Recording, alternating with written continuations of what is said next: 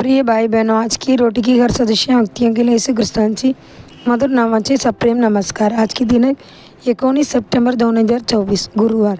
देवदूत आणि स्तुती. प्रभू, आपण स्क्रॉल घेण्याची आणि त्यांचे सिक्का उघडण्यासाठी योग्य आहेत, किंवा तुम्ही मारले गेले आणि प्रत्येक गुलातील आणि जीभ आणि राष्ट्रमधून तुमच्या रक्ताने देवाला सोडवले आहे. एक एंडीने आपल्या राजांना आणि याजकांना आमच्या देवाकडे केले आहे.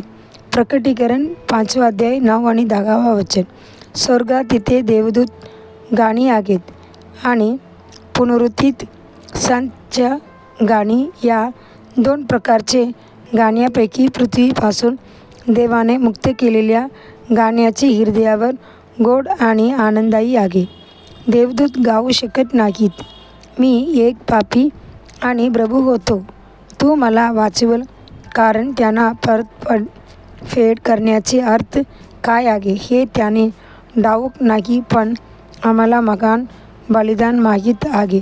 प्रभू येशू ख्रिस्ताने केले आम्हाला सोडविण्यासाठी, आणि तो गणनी म्हणून सेंड.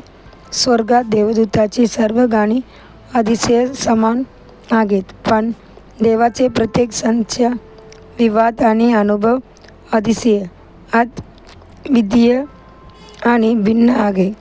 पवित्र शास्त्र म्हणते, प्रभू, तुम्ही स्क्रॉल घेण्यास योग्य आहेत आणि त्यांचे सिक्के उघडले आहे, कारण तुम्हाला मारण्यात आले आणि प्रत्येक कुलातील आणि जीभ आणि राष्ट्रमधून तुमचे रक्ताने देवाकडे सोडले आणि आम्हाला राजे व याजक केले.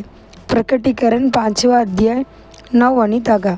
परमेश्वराने आम्हाला उंच केले आगीपेक्षा जास्त देवाने देवदूत केले नाहीत म्हणून निकमच आणि पुजारी, पण त्याने आम्हाला राजा आणि याजक बनविले. स्तोत्रकर्ता म्हणतो, तू त्याला गौरव दिले, सन्मान. तू त्याला तुझ्या हाताने केलेल्या गोष्टीवर अधिकार दे. तू सर्व काही त्यांचे पायाखाली ठेवले आहेस. स्तोत्र 8 अध्याय 5 आणि 6. परमेश्वर आगेतारणाचे वारस म्हणून सेवकार म्हणून महान देवदूत नियुक्त केले, आणि प्रभूने असा महान दया दाखविली. सर्व सन्मान आणि स्तुती योग्य आहे. राजा दावीद म्हणतो, परमेश्वर महान आहे आणि आपल्या देवाची नगरात त्यांचे पवित्र पर्वतावर स्तुती करणे. स्तोत्र 48 अध्याय 1 वचन. मी ची स्तुती करीन, मी माझी शत्रूपासून वाचवीन. स्तोत्र 18 अध्याय 3 वचन. तुम्हाला तुमची शत्रूच्या हातून सोडवायचे आहे काय? परमेश्वराची स्तुती करा, त्यान दर्वे कोणा इस्रायलची खाली येईल आणि तुम्हाला सुटके देईल. स्तोत्र 22 अध्याय 3 वचन. देवाचे मुले, आपल्या गरज नाही मध्ये घडदेण्यास आपल्याला कोणतीही जादूने किंवा वासनाची भीती बाळगण्याची गरज नाही.